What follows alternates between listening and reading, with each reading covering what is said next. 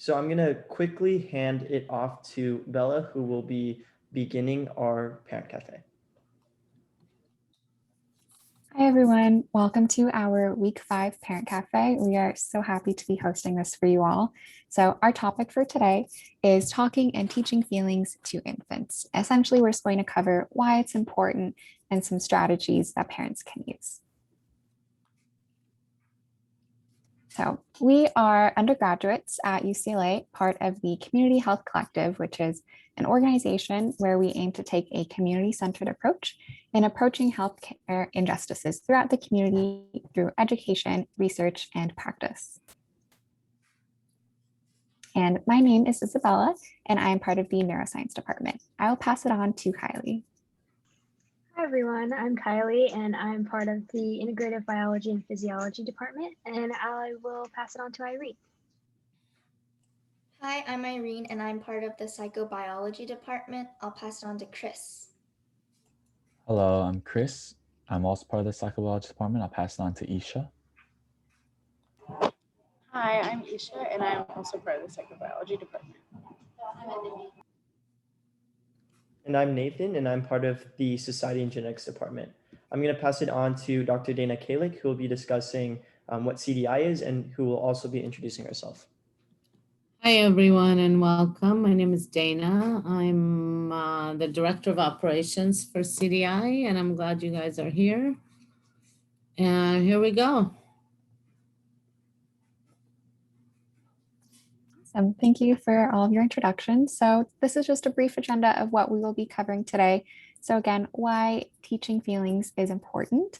So an overview of some advantages, some strategies and activities and approaches that we can introduce to young kids, as well as how to teach feelings to babies and younger children. And then lastly, we'll finish up with some professional applications courtesy of Dr. Dana Kalik.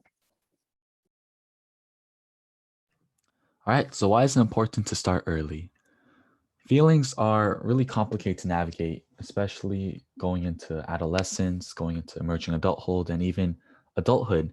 So teaching your child how to navigate their feelings at an early age, this is a skill that will help them throughout their developmental and social experiences and really create like a strong foundation for the rest of their life. So as a parent, one of your main roles that you have in helping your child is to help them build the communication skills, for them to understand what emotions they're feeling at the current moment, and then expressing it preferably through vocal, like verbal areas. By talking about their emotions, they can work through them and hopefully learn how to regulate them as well. Another area that you can be helping your child in is empathy. After you help your child through the first step of constructive communication, they can understand themselves better. This helps aid their transition from just focusing on themselves to help focusing on themselves and the people around them. This transition needs a lot of empathy and emotional intelligence, which is only possible once they know their feelings and the feelings of people around them. Another thing that is very important is self-regulation. Children, especially growing into adolescence and emerging adulthood, experience a wide range of emotions every single day. Some of these are good, some of these can be very bad, but then sometimes these can be very overwhelming. Self-regulation means that like training yourself to be not overwhelmed by these emotions, instead being able to work through them in like an environment where you're open and safe. Now that we understand why it's so important to start teaching feelings early, here are some activities you can do to help work through them. The first is you can sing songs. Music's a great way to express oneself. Kids usually love listening to nursery rhymes and all that. And you can really use those to your advantage. Some other ones are you can play visual games. You can also be a role model. For children, their parents are usually going to be their main adult figure in their life, their main role model that they look up to, and likely they'll probably be copying the things that you'll be doing. So if you're a parent that has good emotional regulation, they'll likely be able to follow suit. Another activity you can do is when you're reading a story, you can pause and then analyze what feelings a certain character, maybe the hero, maybe the villain is experiencing and why.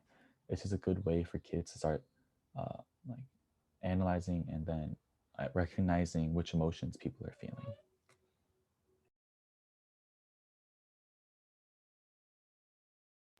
So, as Chris said, music can be a really great way to express oneself, and words can be a way to connect emotions and actions, as shown in this song. For example, each word in this song represents an emotion, as shown by if you're happy, you know it, clap your hands. So that action as well is kind of representing that emotion and directly shown through the song. Another way to show emotion is through the tone at which a song is sung. For example, with this song, it's evidently on a higher, more upbeat tone and a more happy kind of aura at which it expresses the happiness of the child who's singing it or the person who's trying to express any emotion. You can always add to this as well, since it would add a variety of emotions that would help the child really express the way that they are feeling.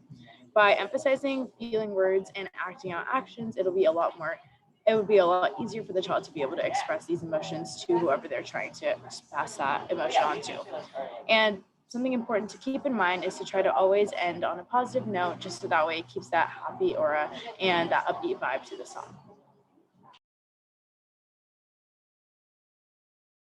So another thing that we can try to do is implement games to help kids start thinking about their feelings, what they might be feeling, and also recognizing feelings in other people. So a really good resource for this is the internet, of course. So PBS has a really good example of this with the Daniel Tiger game. And you can find that either using the QR code that you can see in the top right corner, or also by just Googling like Daniel Tiger feeling game or PBS feeling game. It should pretty much pop up. And then some other things that you could do kind of more as DIY if you don't really want your kid on the internet or anything like that, and you want a project for yourself, you can make feeling cards with them. So this is a really versatile option. You can do it kind of tailored to older kids. So if your kid is maybe learning how to read and stuff, then you can make cards just with the feeling words, and they can learn to sound out the feeling and then talk about that feeling or act it out accordingly. And then if you have like a younger kid who's not really at the point of reading yet, or not really starting to try sounding things out, then you can also do this just with cards with photos of the different expressions, and do it so that they pull a card and they have to assign the emotion of whatever expression is showed on that picture, or also just like match the cards together. So maybe you can have a feeling word and a feeling picture, and then they have to match the two together, just kind of trying to start that word association here. And then another option, you could do a DIY dice. So you can make this from like a box that you had before, or just some old cardboard, even like paper, or like an old block toy, and just paste photos of different emotions on each side. And then you can have them roll the dice, and whatever side is facing up, they have to act out and verbally state what that feeling is that they landed on, and also maybe talk about a situation where they might feel that emotion. So last, we want to talk about teaching emotions to babies, especially when they can't really verbally communicate with you. So here you just really want to focus on making sure that you're matching your tone to what you're feeling and modeling that. So making sure that you kind of try to almost overemphasize your feelings in your tone when you're talking to them, just so that they start to associate that tone with a certain feeling and how you're feeling, so that they can start to do the same themselves. And then we also want to really make sure we're focusing on visual aids. So maybe having a set sheet with different images of feelings, and you yourself using it to indicate what feeling you have at a certain point. And then you can transfer that to later on, having them show what feeling they might be having if they're really stressed or something like that. Just showing them that paper that they're used to and saying, hey, what are you feeling here? That's a pretty good starting point. And now we're going to transfer to Dana to talk about some professional applications of what we talked about today. Great. So I just want to share with you a few things that, our philosophy basically at CDI. For those of you that have been to CDI, you know that we're very relationship based, and, current early intervention practice recognizes that children's relationships with their parents and other caregivers are critical to development. So for us at CDI, our relationship-based early intervention has a primary goal of building these strong partnerships between the family and the child. So we really want to strengthen that parent-child relationship. And our role as clinicians is to do that and help coach the caregiver and provide guidance that will in turn strengthen the caregiver-child relationship. So I want to talk about, how when we are working to provide a service that has the capacity to contribute to lifelong resiliency and the development of social emotional competency, we have to always consider the unique abilities of each child and family, the dynamics between family members, and specifically the individual differences that make each child unique, right? So the model that we use is called the DIR model. This was, it's an approach that was developed by Dr. Stanley Greenspan. And really it focuses on three things. The first thing is development. So we focus on the child's development and start where the child is in their development, not necessarily how old the child are, but really focus on where the child is currently and build on there. It's sort of a ladder with different milestones that, the first, for example, milestone is self-regulation. The second one is, two-way communication. The second one is intimacy, building relationships. And the third one is two-way communication. But in order for a child to have two-way communication, they need to have self-regulation first. So it's this ladder of different steps that we really focus on and work with the parent and the child on. And the second, the I in the DIR model looks at individual differences. So we really can't treat every 2-year-old the same. Every 2-year-old is different. Every 2-year-old's differences come from their experiences in life. They come from their cultural background, what they're used to. They come from, their relationships with family members. So we really focus on individual differences with each child. And then the third one is the relationship piece, which is so important. We really feel that if we strengthen the parent-child relationship, we're really helping support, lifelong learning for the child. So how do we do that? Well, we build these caregiver capacities through this relationship-based practice. For example, we really look at the whole family. It's a family-centered approach. We come from a strength-based position. We focus on, the strengths of the family, much more so than the challenges of the family, because eventually when we focus on the strengths and the relationship between the parent and the child, then we're really able to help diminish some of those challenges. And we do a lot of parent coaching. Basically, that's our role, is to coach the parent so that they feel more secure in their role as a parent. Where with the child maybe a couple of hours a week, you're with your child, a parent is with their child 24/7. So they really, need to have that confidence of what needs to happen.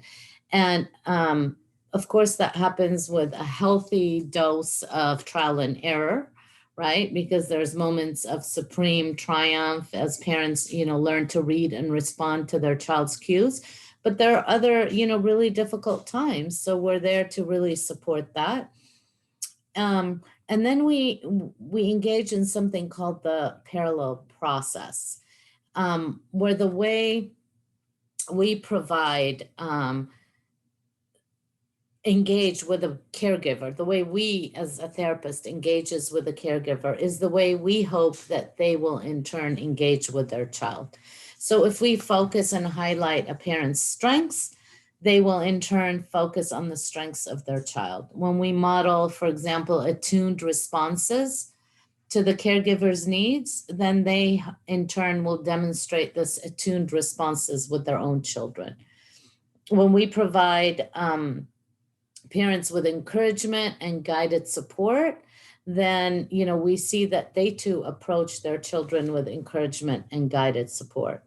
So it's really important for our clinicians to understand this. They're really trained in this model, and we strive to help build regulation for both the parent and the child. As young as the infant can be, regulation is really important for a child to be able to maintain their self-regulation. And then we focus on joining in, making sure that parents are participating, they're playing, they're working with their child, and we are there to coach them. And that's in a really small nutshell how we do it. And research has really shown that this approach makes a big difference in children's development. So, and that's that. So here are the resources that we use to create our slideshow presentation today. And if you have any questions, feel free to email Child Development Institute at info@cdikids.org. And now the floor to anyone who has any questions. Yeah, I would love to take any questions, specific or in general, about what we talked about today, because I think it's such an important topic. The social emotional piece is so important for kids, from birth on.